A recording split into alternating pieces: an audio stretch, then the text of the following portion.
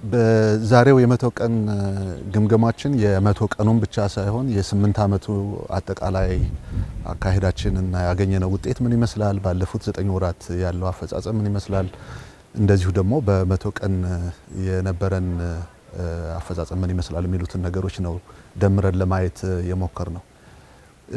እንደ በሪፖርቱ ላይ በግልጽ እንደተመላከተውና እኛም በተግባር እንደምናውቀው በተለይ በኢኮኖሚ ዘርፉ ባለፉት 8 አመታት በ9 ወሩም በመቶ ቀናትም የታየው አፈጻጸም እጅግ በጣም ከፍተኛ ነው። በአማካኝ እያደግን የመጣንበት መንገድ የዘርፎች መዋቅራዊ ሽግግር ከግብርና ወደ ኢንዱስትሪ እያደረግን ያለነው ሽግግር በግልጽ በሚታይ መንገድ እየመጣ እንደሆነ አይተናል።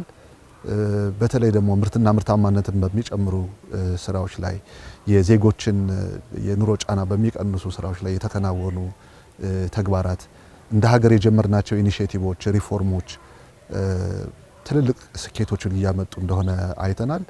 በማኑፋክቸሪንግ ኢንዱስትሪ ዘርፉ ቀደም ሲል ከነበርንበት ዝቅተኛ የኢኮኖሚ መሰረት አሁን መሻሻል እያሳየ የመጣ እንደሆነ ገቢ ምርትን በመተካት በኤክስፖርት የውጭ ምንዛሬ ግኝታችን ለማሳደግ አዳዲስ ኢንቨስትመንቶችን በማምጣት የማምረት አቅም አጠቃቀሙ በጣም ዝቅተኛ ከነበረበት አሁን ያደገበትን እና አዳዲስ የሀገር ውስጥ ባለሀብቶች በመካከለኛ በአነስተኛ ኢንዱስትሪዎች በከፍተኛ ኢንዱስትሪዎች በመግባት ያመጡትን ውጤቶች በዝርዝር ለማየት ሞክረናል።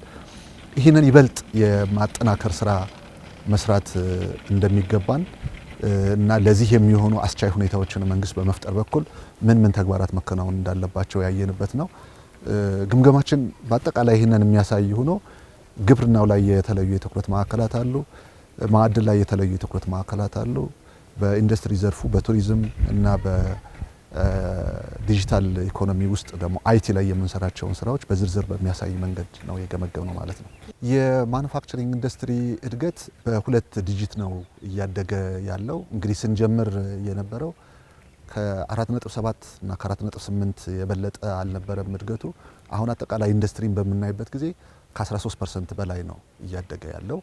ይሄ ወደ ማኑፋክቸሪንግ ኢንዱስትሪ ስንመጣ የራሱ ሼር ይኖረዋል፣ ግን አጠቃላይ ኢንዱስትሪን ደምረን በምናይበት ጊዜ ከ13% በላይ እድገት እየታየበት ነው ማለት ነው። በዚህ ውስጥ የማኑፋክቸሪንግ ኢንዱስትሪ የኃይል አጠቃቀም ከአመት አመት በጣም እያደገ ነው። ወደ 23% የኃይል አጠቃቀማቸው አድጓል። የወጪ ምርት ግኝታቸውም በጣም ከፍሏል። ባለፈው 9 ወር ብቻ $433 ሚሊዮን የሚያወጡ ምርቶችን ኤክስፖርት ማድረግ መቻሉና ያን ያህል ገቢ መገኘቱን አይተናል። ከገቢ ምርት በመተካት በኩል ልዩ ትኩረት ተሰጥቶ ነው የተሰራው። ባለፉት 9 ወራት $4.85 ቢሊዮን የሚያወጡ ምርቶችን በሀገር ውስጥ መተካት ተችሏል። ይሄ ለስራ እድል ፈጠራ፣ የመንግስትን ገቢ ለመጨመር፣ በአጠቃላይ ኢኮኖሚ ውስጥ መነቃቃት በመፍጠር የኑሮ ጫናን፣ ገቢን፣ ወጭን በመቀነስ ኢንፍሌሽንን በመቆጣጠር በኩል አዎንታዊ ሚና የነበረው ነው። ስለዚህ በሴክተር ደረጃ ሲታይ አንዱ የተሻለና ስኬታማ እንቅስቃሴ ላይ እንዳለ በግምገማችን ያየነው የማኑፋክቸሪንግ ኢንዱስትሪ ዘርፉ ነው ማለት ነው። የግብዓት አቅርቦት ጉዳይ ልዩ ትኩረት ተሰጥቶ መሰራት አለበት ነው።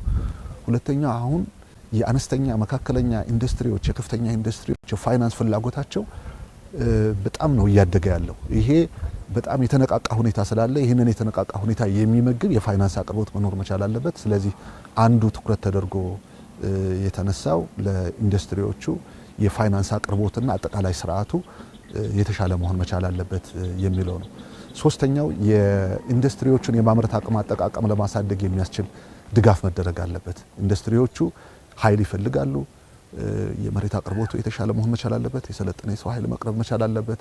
አስቻይ የገበያ ስርዓት መኖር አለበት። እነዚህ ሁሉ ተደምረው የኢንዱስትሪዎችን የማምረት አቅም አጠቃቀም ያሳድጋሉ እና አሁን ካለንበት የማምረት አቅም አጠቃቀም ከፍ ያለ የማምረት አቅም አጠቃቀም እንዲኖረን ለማድረግ እዚህ ላይ ትኩረት ሰጥቶ መስራት ይገባል ነው። እንደ ዓለም አቀፋዊ ሁኔታው እንደሚታየው የተገማች የሆኑ ሁኔታዎች አሉ። ስለዚህ ከዚህ ጋር አብሮ የሚሄድ አዳዲስ ኢንቨስትመንቶችን ወደ ሀገር ለመሳብና የሚመጡትንም እዚሁ አቆይቶ ስራ ላይ እንዲገቡ ለማድረግ የሚያስችሉ ስራዎች መሰራት አለባቸው የሚለው በትኩረት እየታየ ነው። የኢትዮጵያ ታምርት ንቅናቄ በኢትዮጵያ ማኑፋክቸሪንግ ኢንዱስትሪ ውስጥ ትልቅ መሰረት የጣለ ስራ ስለሆነ የኢትዮጵያ ታምርት ንቅናቄን ይበልጥ ውጤታማ ሊሆን እንዲችል የሚያደርግ ድጋፍ መሰጠት አለበት የሚለውን አይተናል። በሌላ በኩል የገጠር ኢንዱስትሪያላይዜሽን ከ2017 ጀምሮ የጀመርነው ነው። በሱ የገጠር ኢንዱስትሪያላይዜሽን ንቅናቄ 754 የሚሆኑ ኢንዱስትሪዎች ወደ ማምረት ገብተዋል።